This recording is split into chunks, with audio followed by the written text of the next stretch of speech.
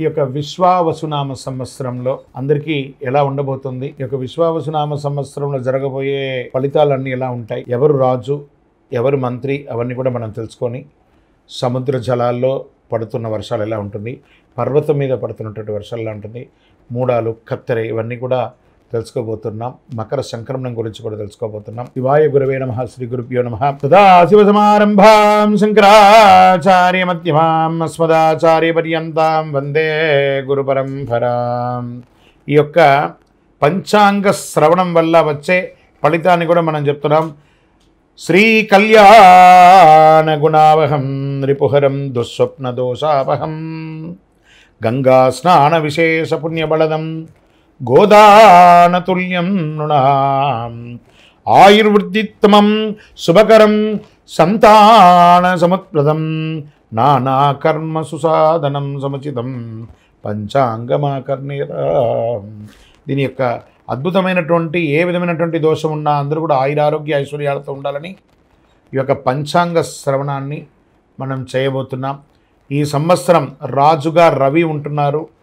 సేనార్ఘ్య మేఘాధిపత్యులుగా కూడా రవికి లభించింది. మంత్రి చంద్రుడుగా ఉంటున్నాడు. సస్యాధిపతి గురువు, ధాన్యాధిపతి కుజుడు, రసాధిపతి శని, నీరసాధిపతి బుధుడు, నవనాయకుల్లో 6 పాపులు, 3 శుభులగుటచే దేశమున కాస్త అశాంతి, అలజడులు, రాజకీయ ఆందోళన, ప్రకృతి ఉత్పాదనలు కలిగే అవకాశాలు మెరుగ్గా కనబడుతున్నాయి. అయినను పురోహితాది ఉపనాయకులతో శుభులు ఎక్కువగా ఉండడం వల్ల అశ్వదాధిపత్యమగు మొదలగు పాపులతో సమానంగా శుభులు ఆధిపత్యం వహించడం వల్ల మళ్ళీ తిరిగి చక్కబడుతుందని కూడా ఉంది. మొత్తం మీద కొన్ని ఇబ్బందులు, దేశము సుభిక్షంగానే ఉంటుంది. సస్యాధిపతి గురువు, ధాన్యాధిపతి కుజుడు, ఆయన పచ్చని ధాన్యములు, ఎరుపు భూములు చక్కగా ఫలిస్తుందని కూడా చెప్పడం జరుగుతుంది. నల్లరేగిడి మట్టి కూడా పెరుగుతుందని చెప్తారు. అర్ధప్రవేశం పగలు కలుగుట అంత మంచిది కాదు. కాబట్టి లగ్నం నందు గురువు చంద్రుని వీక్షించడం వలన ఉభయ తెలుగు రాష్ట్రాల్లో ఎక్కువగా శుభములు సుభిక్షములు చెప్పదగినగా చెప్పబడుతుంది. వర్ష జల లగ్నం నుంచిగా దేశమున పరిస్థితి శుభాశుభం మిశ్రమంగా ఉంటుంది. 2 లగ్నములకు సప్తమున పాపగ్రహం ఉండడం చేత కొన్ని తావులు దుర్భిక్షం, పంటలు హానిಗಳು జరిగే అవకాశాలున్నాయి. చైత్ర భాద్రపద పుష్యమాసాల్లో క్లిష్టంగాను, వైశాఖ శ్రవణ ఆశ్వయుజ మాఘమాసంలో మధ్యమంగాను, జ్యేష్ఠ ఆషాఢ కర్తరి మార్గశిర మాస పాల్గొనంలో ఉత్తమంగా ఉంటుందని కూడా చెప్పడం జరుగుతుంది. ఈ సంవత్సరం చైత్రమున సమశీతోష్ణ స్థితి కలిగి ఉత్తరార్థమున స్వల్పముగా తొలకరిస్తుంది. వైశాఖమున జ్యేష్ఠ పూర్వార్థమున గ్రీష్మాధిక్యం వాతాధిక్యం కలుగుతుంది. కొన్ని చోట్ల వడగళ్ళు వానలు కురిసే అవకాశాలు కూడా ఉన్నాయి. జ్యేష్ఠ ఉత్తరార్థమున తొలకరించి ఆషాఢమున బీజపాపముగా కలిగించు వర్షమును, శ్రావణ భాద్రపద పూర్వార్థమున సస్యానుకూలంగా వర్షాలు కురుస్తాయి అని ఆశ్వీజ మార్గశిర మాసంలో వాయు సహితంగా అంటే గాలితో కూడినటువంటి వర్షంగా ఉంటుందని కూడా చెప్పడం జరుగుతుంది. ఈ సంవత్సరము పశునాయకత్వం సంపూర్ణంగా యమునికి లభించడం వల్ల వర్షం, పాడి పంటలు కాస్త మిశ్రమంగా కనబడుతుంది. అయితే ప్రత్యబ్ధ యోగం పంచకంలో అధికంగా ఉండడం వల్ల ఇబ్బంది ఏం లేదు అని చెప్పడం జరుగుతుంది. అడకం ఎక్కువగా కాలబ్రహ్మ హస్తగమనం ఉండుట, దుర్భిక్షం మరియు వర్షాభావంలో కొన్ని ప్రదేశాల్లో అధిక వర్షాలు, కాస్త ప్రకృతి విలయతాండం కూడా జరిగే అవకాశాలు ఉన్నాయని కూడా చెప్పడం జరుగుతుంది. అధికముగా బాగుండ చాలా వరకు సుభిక్షంగానే ఉంటుందని కూడా చెప్పడం జరుగుతుంది. శుభాశుభ ఫలితాలు ఈ యొక్క విశ్వావసునామ సంవత్సరంలో మిశ్రమం అని చెప్పడం జరుగుతుంది. జ్యేష్ఠ శుక్ల త్రయోదశి ప్రభుతి ఆషాఢ పూర్ణిమ పర్యంతం ప్రాగస్థమిత గౌరుమాఢ్యం అని కూడా చెప్పడం జరుగుతుంది. మార్గశిర శుక్ల సప్తమి ప్రభుతినామ బహుళ చతుర్దశి పర్యంతం ప్రాగస్థమిత శుక్రమౌఢ్యమి వైశాఖ శుక్ల సప్తమి ప్రభృతి జ్యేష్ఠ శుక్ల ప్రతిపత్ పర్యంతం వాస్తుకర్తరి వైశాఖ బహుళ పంచమి నుండి సరస్వతీ నదీ పుష్కరం భాద్రపద శుక్ల పూర్ణిమకు రాహుగ్రస్త సంపూర్ణ చంద్రగ్రహణం, పాల్గొన శుక్ల పూర్ణిమకు గ్రస్థోదయ చంద్రగ్రహణం కలుగుతుందని పంచాంగంలో చెప్పబడుతుంది. ఈ సంవత్సరంలో పంచవత్సరాత్మలకు ద్వాదశ యుగంలో విశ్వే దేవతాగమగౌ, ఈ 8వ యుగంలో చతుర్థము అనువత్సర సంజగ్నము ప్రజాపతి దేవతాగమగుణం శ్రీ విశ్వావసునామ సంవత్సరంలో ధాన్యాదానం చేసిన మహాపుణ్యమని, ధాన్యం అంతా కూడా దానం చేయడం వల్ల శాస్త్రములందు కూడా చెప్పడం జరుగుతుంది. ఈ సంవత్సరం 8 వీసముల పంట, 2 తూముల వర్షము, 3 తూముల వాయు కలిగి ప్రజలు సర్వ సౌభాగ్యములు కలుగుతున్నారని జగద్గురువుల యొక్క హితబోధండి ఇది. స్వస్తి విశ్వావసునామ సంవత్సరం సుచరిగత సౌరబ్ధంగా 195588512 గాను, కళ్యాది గతాబ్దిగా 5126 సంవత్సరం గాను, శంకరాచార్యుల సంవత్సరంగా 1236 నుంచి 1237 సంవత్సరం అని చెప్పవచ్చు.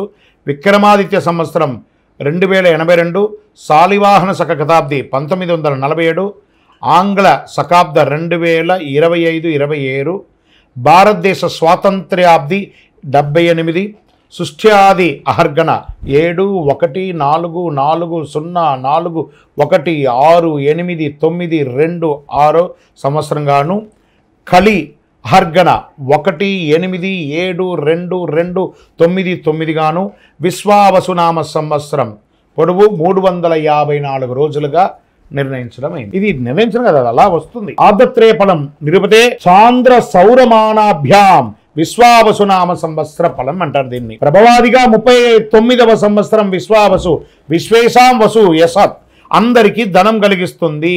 విశ్వావసు సంవత్సరమున పంటలు మధ్యముగా ఉన్నా, అల్పవృష్టి ఉన్నా, కాస్త దొంగతనం, చోరభయం, రోగాదులు అధికంగా అయ్యే అవకాశాలుగా కూడా చెప్పడం జరుగుతుంది. ఈ యొక్క షష్టగ్రహ కూటమి కూడా ఉగాది రోజే అవుతుంది కాబట్టి కాస్త జాగ్రత్తగా, ఆరోగ్యం పట్ల జాగ్రత్త వహించాలని కూడా చెప్పడం జరుగుతుంది. గురువు ఉదయాబ్ది ఫలం కనుక గురువు అస్తమించిన తర్వాత తిరిగి ఉదయించేటప్పుడు ఏ నక్షత్రంలో ఉదయిస్తున్నాడో ఆ నక్షత్రాన్ని అనుసరించి ఆబ్దం ఉంటుందన్నమాట. జూలై 9, 2025న గురు ఆరుద్ర నక్షత్రం 2వ పాదంలో ఉదయిస్తున్నారు. కావున మార్గశీర్షాబ్దం అని కూడా చెప్తున్నారు. మార్గశీర్షాబ్దమున మిడతలు, పక్షులు, ఎలుకలు, మృగములు మొదలగు వాటి వల్ల సస్యములు నశింపజేసే అవకాశాలు ఎక్కువ ఉన్నాయి, తక్కువ పడతాయి, రోగపీడితం అధికం అవుతుందని కూడా చెప్పడం జరుగుతుంది. విశ్వావసునామ సంవత్సరంలో రాజాది నవనాయకుల్ని విడివిడిగా మనం ఇప్పుడు తెలుసుకుంటాం. చైత్రశుద్ధ పాడ్యమి, వారాధిపతి రాజు రవి. రవి మేష సంక్రమణం వారాధిపతి మంత్రి చంద్రుడు. రవి సింహ సంక్రమణ వారాధిపతిగా సేనాధిపతి రవి. రవి కర్కాటక సంక్రమణ వారాధిపతిగా సస్యాధిపతి గురు. రవి ధనుష్ సంక్రమణ వారాధిపతిగా ధాన్యాధిపతిగా కుజుడు. రవి మిథున సంక్రమణ వారాధిపతిగా అర్ఘాధిపతిగా రవి. రవి ఆరుద్ర నక్షత్ర ప్రవేశ వారాధిపతిగా మేఘాధిపతి రవి. రవి తులా సంక్రమణ వారాధిపతిగా రసాధిపతిగా ఉన్నటువంటి వారు శని. రవి మకర సంక్రమణ వారాధిపతిగా నీరసాధిపతిగా బుధుడు ఉన్నాడు. రవి రాజుగా ఉండడం వల్ల పరస్పర వైరములు కలుగుతాయి. మేఘాలు సమవృష్టి కలిగి ఉంటాయి. ప్రజలకు రాజుల వల్ల, శస్త్రముల వల్ల, చోరాగ్ని వల్ల చిన్న చిన్న ఇబ్బందులు వచ్చే అవకాశాలు ఉంటాయి, జాగ్రత్త పడండి అని పంచాంగం చెప్తుంది. ఇదంతా కూడాను వ్యక్తిగా సృష్టించింది కాదండి. సరే, రాజు గురించి చెప్పాము, మంత్రి గురించి ఇప్పుడు తెలుసుకున్నాం. చంద్రుడు మంత్రిగా ఉన్నప్పుడు సృష్టి ఉంటుంది, సమస్త సస్యములు ఫలవంతంగా ఉంటుంది, క్షేమము ఆరోగ్యం సుభిక్షంగా ఉంటుందని కూడా చెప్పడం జరుగుతుంది. సూర్యస్థ సేనాధిపతిగా ఎలా ఉంటుంది? రాజు రవియే, సేనాధిపతి కూడా రవియే ఉండడం వల్ల సేనాధిపతి అయినప్పుడు రాజులకు పరస్పర యుద్ధం కలిగే అవకాశాలు ఉన్నాయి. మబ్బులు, వాయు పీడించే కొద్దిపాటి వర్షములు కురిసే అవకాశాలు, రక్తధాన్యములు సమృద్ధిగా పండుతాయని కూడా చెప్పడం జరుగుతున్నది. గురు సస్యాధిపతిగా ఉన్నప్పుడు వారి ఫలితం ఎలా ఉంటుంది? బృహస్పతి సస్యములకు అధిపతి అయినప్పుడు యవలు, గోధుమలు, శనగలు పూర్ణముగా పండుతాయి. పసుపు రంగు నేల చక్కగా పండుతుందని కూడా చెప్పడం జరుగుతుంది. కుజస్య దానాధిపతి ఎలా ఉంటుందని చెప్పి, కుజుడు ధాన్యాధిపతి అయినప్పుడు ముళ్ళగుల ధాన్యములు, స్వల్పధాన్యములు, సిరుధాన్యములు, ఎర్రని నేల సంపూర్ణంగా పండుతుంది అని కూడా చెప్పడం జరుగుతుంది. ఇక్కడ రవి అర్ఘ్యాధిపతిగా ఉన్నారు. వారి ఫలితం ఎలా ఉంటుందంటే, రవి అర్ఘ్యాధిపతి అయిన వెలలు, రేట్స్ అంతా కూడా తగ్గే అవకాశాలు ఉన్నాయి. వర్షములు తక్కువ కురుస్తాయి. ప్రజలు ఆకలి బాధ మరియు రాజులకు మంచి శ్రేయస్సు కలిగే అవకాశాలు కూడా చాలా బాగుందని కూడా చెప్పడం. సూర్యస్య మేఘాధిపతి, సూర్యుడే మేఘాధిపతిగా కూడా ఉంటున్నాడు. సూర్యుడు మేఘాధిపతి అయినప్పుడు వల్ల పంట స్వల్పంగా పండుతాయి, భయం అధికంగా ఉంటుంది, వర్షం తక్కువగా ఉంటుంది, ఖండవృష్టి కలిగి ఎర్రని ధాన్యం బాగా పండుతాయని కూడా చెప్పడం జరుగుతున్నాయి. శనీశ్వరుడు రసాధిపతిగా ఉంటున్నాడు. శని రసాధిపతి అయినప్పుడు నెయ్యి, నూనె, బెల్లము, తేనె మొదలుగా రసజాతులకు వెల లేకుండా ఉంటుంది. అంటే చాలా తగ్గే అవకాశాలు చాలా ఉన్నాయని చెప్తున్నాడు. బుధస్య నీరసాధిపతి, బుధుడు నీరసాధిపతిగా ఉండడం వల్ల ఈ ఉక్కు, ఖనిజములు, వివిధ ధాన్యములు సమృద్ధిగా ఉంటాయని కూడా చెప్పడం జరుగుతుంది. సో రాజాది నవనాయకుల్లో ఎవరెవరు ఎంతెంత ప్లేస్ తీసుకుంటున్నారంటే రవి 4 ప్లేస్ని తీసుకుంటున్నారు. అంటే పోర్ట్ఫోలియో అంటారు చూసారా, ఈ పోర్ట్ఫోలియోస్ని వాళ్ళు విభజించుకున్నారు. రవి 4 పోర్ట్ఫోలియో, చంద్రుడు 1, కుజుడు 1, బుధుడు 1, గురువు 1, శుక్రుడికి ఈసారి ఏం లేదు, శని భగవానికి 1. నవనాయకుల్లో 3 నాయకత్వాలు శుభగ్రహాలు, 6 నాయకత్వాలు పాపగ్రహాలుగా వచ్చాయి. నవనాయకుల్లో పాపగ్రహ నాయకత్వం ఎక్కువగా ఉంది కనుక విష్ణు సహస్రనామము లేదా చండీ సప్తసతి పారాయణము ఇలాంటివి చేయడం వల్ల చాలా అద్భుతం జరుగుతుంది అని కూడా చెప్తున్నారు. ఇందులో ఉపనాయకులు ఎవరు? ఇప్పుడు దీంట్లో ఎలా ఉంటారంటే ఒక చక్రవర్తి ఉంటారు, వారికి సామంతరాజు ఉంటారు కదా, అలా ఉపనాయకులుగా ఉన్నవారు ఎలా అంటే మేషశంకరం వారాధిపతి, సర్వదేశోధ్యాధిపతిగా అశ్వాధిపతిగా చంద్రుడు, వృషభ సంక్రమణ వారాధిపతిగా పురోహితుడుగా గజపతి అడవిపతి గురువుగా ఉంటున్నాడు. మిథున సంక్రమణ వారాధిపతిగా పశువులకు అధిపతి అయినటువంటి రవి ఉంటున్నాడు. కర్కటక సంక్రమణ వారాధిపతిగా దేవాధిపతి గురువు ఉంటున్నారు. సింహ సంక్రమణ వారాధిపతిగా పురుషాధిపతి రవి ఉంటున్నారు. కన్య సంక్రమణ వారాధిపతిగా పరీక్షకుడు గ్రామాధిపతిగా బుధుడు ఉంటున్నాడు. తులా సంక్రమణ వారాధిపతిగా వస్త్రాధిపతి, వస్త్రానికి శని భగవానుడు కూర్చున్నాడు. వృశ్చిక సంక్రమణ వారాధిపతిగా గ్రామపాలకుడు రత్నాధిపతిగా చంద్రుడు ఉంటున్నాడు. ధనుష్ సంక్రమణ వారాధిపతి వృక్షాధిపతిగా కుజుడు ఉంటున్నారు. మకర సంక్రమణ వారాధిపతిగా జంగమాధిపతి బుధుడుగా ఉంటున్నాడు. కుంభ సంక్రమణ వారాధిపతిగా గణకుడు, సర్పాధిపతిగా శుక్రుడుగా ఉంటున్నాడు. మీన సంక్రమణ వారాధిపతి దైవజ్ఞుడు, మృగాధిపతి రవిగా ఉంటున్నారు. చైత్రశుద్ధ పాడ్యమి వారాధిపతిగా రాష్ట్రాధిపతి శుభాధిపతి రవిగా ఉంటున్నారు. రవి ఆరుద్ర నక్షత్ర ప్రవేశం వారాధిపతి స్త్రీలకు అధిపతి అయినటువంటి వారు రవి ఉంటున్నారట. ఇక్కడ ఉపనాయకుల్లో ఎవరెవరు ఎంతెంత పోర్ట్ఫోలియో తీసుకుంటున్నారు అని అంటే రవి 7 స్థానాలను, చంద్రుడు 4 స్థానాలను, కుజుడు 1 స్థానాన్ని, బుధుడు 3 స్థానాలని, గురుడు 3 స్థానాలని, శుక్రుడు 2 స్థానాలని, శని భగవానుడు 1 స్థానాన్ని తీసుకొని 21 మంది ఉపనాయకుల్లో 12 నాయకత్వాలు శుభగ్రహం. చూడండి 21లో డివైడ్ చేసుకుంటే 12 మంది క్షేమం చేసేవాళ్ళు. ఇక్కడ చూడండి ప్రధానంలో కొంతమంది తక్కువ ఉండేసరికి దీన్ని ఏం చేస్తుందంటే ఇది బ్యాలెన్స్ చేస్తుంది. అక్కడ చెడు వచ్చినా ఇక్కడ మంచి చేసేసరికి ప్రజలకి అద్భుతం జరుగుతుందని చెప్తుంది. సో 9 మంది నాయకత్వాలు పాపగ్రహాలుగా ఉన్నారు. మేఘాధిపతి నిర్ణయం ఎలా చెప్పడం జరుగుతుంది? 1947 × 8/9 = 6 శేషంగా చెప్పడం వల్ల నీలనామకో మేఘంగా చెప్పడం జరుగుతుంది. ఈ సంవత్సరం నీల పేరు గల మేఘంగా వర్షించును. దీని ఫలితం ఎలా ఉంటుంది అని అనుకంటే అడక చాలా అద్భుతమైనటువంటి వర్షంగా ఉంటుందని కూడా చెప్పడం జరుగుతుంది. అడకాది నిర్ణయం నవనాయకుల రాజును బట్టి నిర్ణయించాలి. రాజు రవి కనుక అడక 2 ఎలా ఉంటుంది? 10 భాగాలు సముద్రంలో, 7 భాగాలు పర్వతాలపైన, 2 భాగాలు భూమిపైన వర్షం కురుస్తుంది. పశునాయక నిర్ణయం ఎవరన్నారంటే దానికి అధిపతి యముడుగా ఉన్నాడు. ప్రతి సంవత్సరం చైత్రశుద్ధ పాఠమి వారాధిపతి నుండి పశునాయకుడి యొక్క నిర్ణయం జరుగుతుంది. చైత్రశుద్ధ పాఠ్యమి వారాధిపతిగా రవి = యముడుగా పశునాయకుడుగా ఉంటున్నాడు. సూర్యకుజులు రాజులై యముడు పశుపాలకులు అవుతాడు. బుధ శనులు రాజులైనచో బలరాముడు, చంద్రగృహ శుక్రుడు రాజులైతే శ్రీకృష్ణుడు పశుపాలకులు అవుతారు.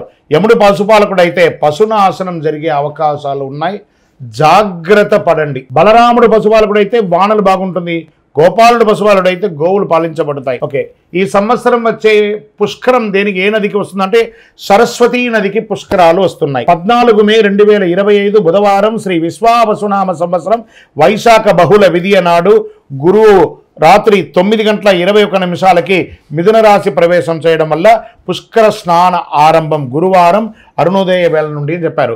15 మే 2025 విశ్వావసునామ సంవత్సర వైశాఖ బహుళ తదియ గురువారం నుండి 26 మే 2025 వైశాఖ బహుళ చతుర్దశి సోమవారం వరకు సార్ధ త్రికోటి తీర్థ రాజ సహిత సరస్వతీ నదికి పుష్కరాలుగా నిర్ణయించడం అయింది. ఇక విశ్వావసునామ సంవత్సరంలో మైఢ్యమి, కర్తరి, గురుమూఢ్యమి, శుక్రమూఢ్యమి అంతా ఎలా వస్తుంది, ఈ రోజుల్లో ఏం చేయాలి చేయకూడదని ఉంటుంది కదా, అది ఎప్పుడు ఉంది, ఆ శుభకార్యాలు ఎందుకు చేయకూడదు, ఏ సమయంలో ఉండకూడదని ఇదివరకు మనం చెప్పున్నాం. కానీ డేట్ మాత్రం ఇప్పుడు మనం చెప్పుకున్నాం.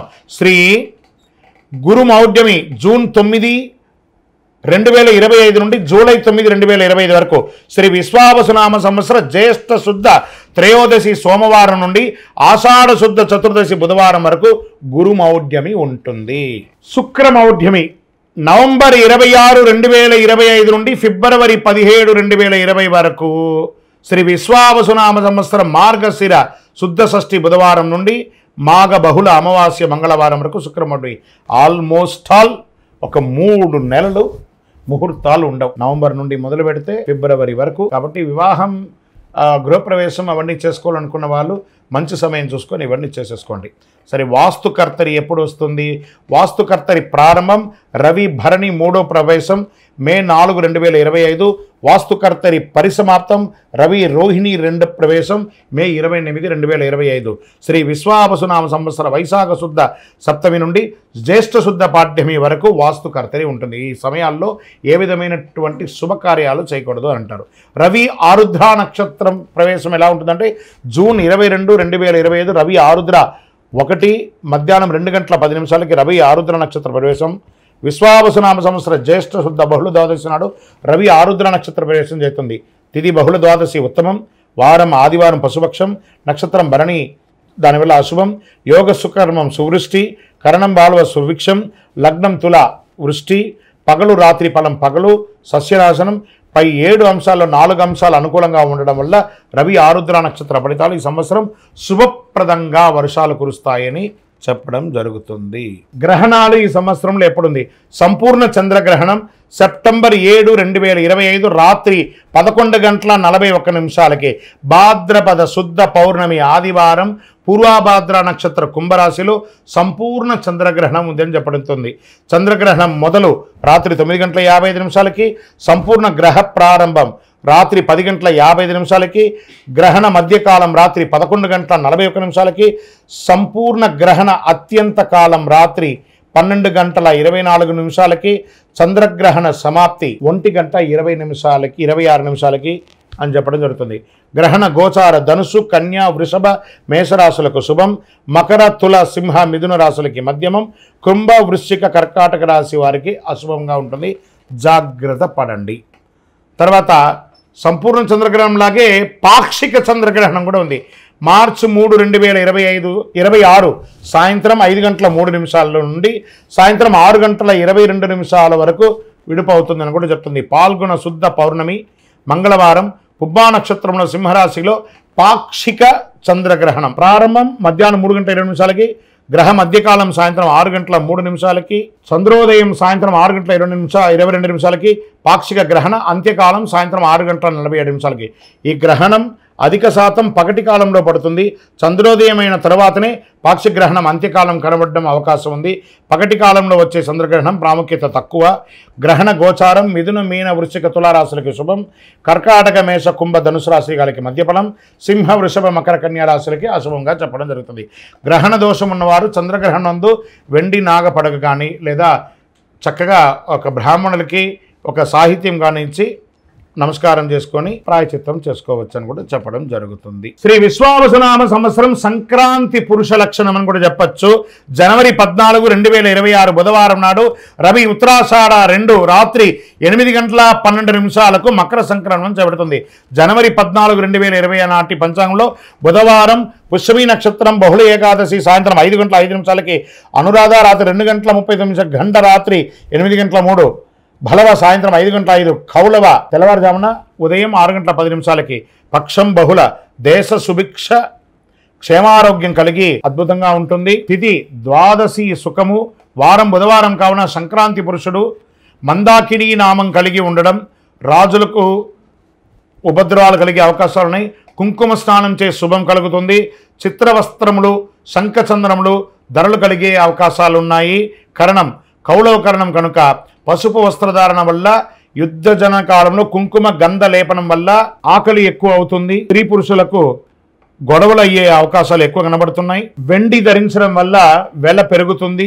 రాగి పాత్ర భోజనం వల్ల లోహనాశనం, భక్ష్యం భుజించడం వల్ల ప్రజాపీడ, మామిడి పండు భుజించడం వల్ల నటులకు ఇబ్బంది, కత్తి ఆయుధం ధరించడం వల్ల ప్రజలకు క్షుద్బాధ, వ్యాధి, అగ్నిభయం కలుగుతుంది. ఈ మకర సంక్రమణం వల్ల పీతఛత్రము వల్ల శుభము, వరాహ వాహనం ఎక్కడం వల్ల రాజపీడ, ప్రజాముఖంతో ఉండడం వల్ల వర్షబలంలో అధికంగా నిల్చుని ఉండడం వల్ల సృష్టి, ఉత్తరగమనం వల్ల ఉత్తర దేశము సుభిక్షంగా ఉంటుంది అని కూడా చెప్పడం జరుగుతుంది. లగ్నం సింహ పురుష చింతం, రాత్రి ఫలం శూద్రులకు ఇబ్బంది, సంక్రాంతి పుణ్యకాలం జనవరి 14, 26 బుధవారం నాడు, రవి ఉత్తరాషాఢ రాత్రి 8:12 వరకు మకర సంక్రమణం చేయబడుతుంది. ఇప్పుడు మనం ఈ యొక్క విశ్వావసునామ శ్రీ విశ్వావసునామ సంవత్సరంలో కందాయ ఫలములు సంవత్సర ఫలాన్ని కూడా మనం చెప్పుకుంటున్నాం.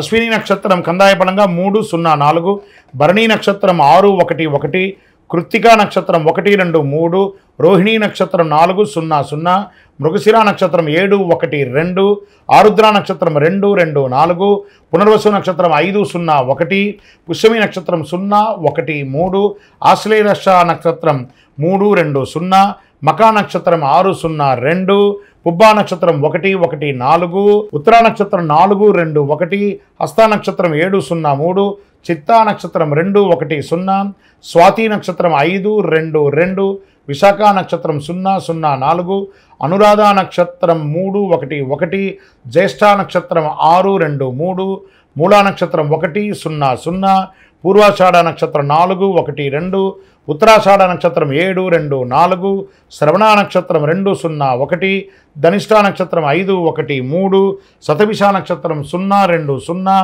పూర్వభాద్ర నక్షత్రం 302, ఉత్తరాభాద్ర నక్షత్రం 614, రేవతి నక్షత్రం 121.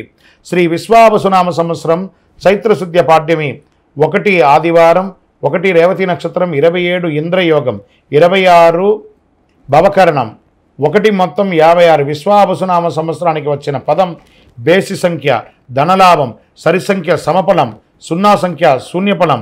మొదటి కందాయం 380 అయితే వ్యాధి, రెండవ కందాయం 730 అయితే భయం, మూడవ కందాయం 250 అయితే కీడు, 30 అయితే ఫలితం కూడా శూన్యమే. ఇది కందాయ ఫలం యొక్క ఉన్నది. ఆదాయ రాజపూజ్య వ్యయాలు, మేషరాశి ఆదాయం 2, వ్యయం 14, రాజపూజ్యం 5, అవమానం 7. వృషభ రాశి ఆదాయం 11, వ్యయం 5, రాజపూజ్యం 1, అవమానం 3.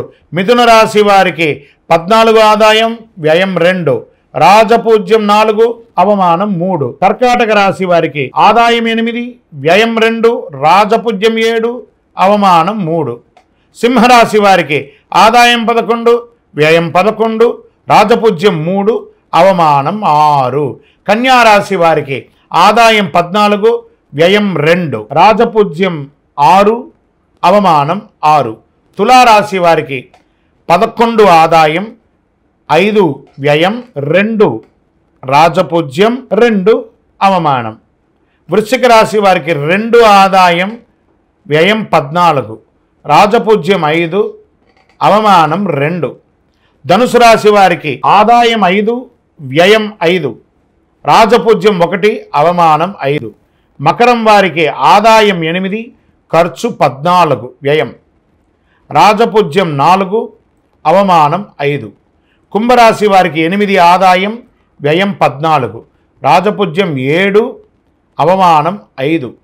మీనరాశి వారికి ఆదాయం 5, వ్యయం 5, రాజపూజ్యం 3, అవమానం 1. 2025-26లో మౌఢ్యమి కర్తమి పుష్కర గ్రహణ వివరాలలో ముహూర్తాలు ఎలా ఉన్నాయనేది మంత్ వైజ్గా ఉంటుంది.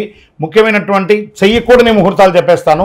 చేసే ముహూర్తాలు మీ యొక్క పరిసర ప్రాంతాల్లో ఉన్నటువంటి గురువుల్ని సంప్రదించి మీ ఇంటి బ్రాహ్మణుల్ని వారికి నమస్కరిస్తూ వారి దగ్గర మీరు చేసే శుభకార్యం గురించి చెప్పి ముహూర్తాలు తీసుకోండి. గురుమౌఢ్యమి మళ్ళీ చెప్తున్నాం, జూన్ 9, 2025 నుండి జూలై 9, 2025 వరకు. శుక్రమౌఢ్యమి నవంబర్ 26 నుండి 25, నవంబర్ 26, 2025 నుండి ఫిబ్రవరి 17, 2026 వరకు. వాస్తుకర్తరి మే 4, 28 నుండి 2025, 25 వరకు ఉంటుంది. కాబట్టి ఈ రోజుల్లో ఏ విధమైనటువంటి ముహూర్తాలు లేవు. మిగతా రోజులలో మీ పరిసర ప్రాంతాల్లో ఉన్న గురువులను సంప్రదించి ముహూర్తాలు నిర్ణయించుకోండి. అందరూ కూడా యోగక్షేమంగా ఉండాలి. పంచాంగ శ్రవణం అనేది కొంచెం ఇలా మనం చెప్తూ ఉండగా కొంచెం ఏదో అర్థం కాని సబ్జెక్టుగా ఉంటుంది, కానీ ఇది వినాలట. ఇది వింటేనే మనం ఏంటో తెలుస్తుందని చెప్పేసి. ఇప్పుడు జనరల్గా మనం ఒక టెస్ట్కి మన శరీరంలో పోతే నఖశిక పర్యంతం ఎలా టెస్ట్ తీస్తే చాలా రిపోర్ట్స్ ఇస్తారు, మనకి అర్థం కాదు. కానీ డాక్టర్ చూసి ఇది ఇది అని చెప్పేస్తారు. అలా అది అర్థం కాకపోయినా పంచాంగ శ్రవణాన్ని కనీసం సంవత్సరంలో ఒకరోజైనా వినాలి. ఈ పంచాంగ శ్రవణం విన్న ప్రతి ఒక్కరు కూడాను ఆయురారోగ్య ఐశ్వర్య భోగభాగ్యాలతో ఉండాలని అఖిలాండ కోటి బ్రహ్మాండ నాయకుడు శ్రీ ధర్మశాస్త్ర అయ్యప్ప స్వామి వారిని మీకోసం ప్రార్థన చేస్తూనే ఉంటాను. అందరూ క్షేమంగా ఉండండి, కరుంగాళి మాల ధరించండి, ఆరోగ్యంగా ఉండండి, ఐశ్వర్యంగా ఉండండి, సంపన్నంగా ఉండండి. విజయోస్తు.